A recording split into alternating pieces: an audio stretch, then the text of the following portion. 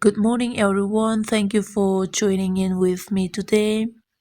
Today we are going to read from Matthew chapter 8, verses 18 to 22. When Jesus saw the crowd around him, he gave orders to cross to the other side of the lake. Then a teacher of the law came to him and said, "Teacher, I will follow you wherever you go."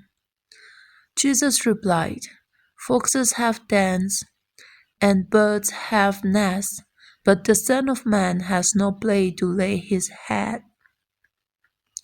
Another disciple said to him, "Lord, first let me go and bury my father." But Jesus told him, "Follow me, and let the dead bury their own dead." Thank you so much for listening. God bless, and see you tomorrow.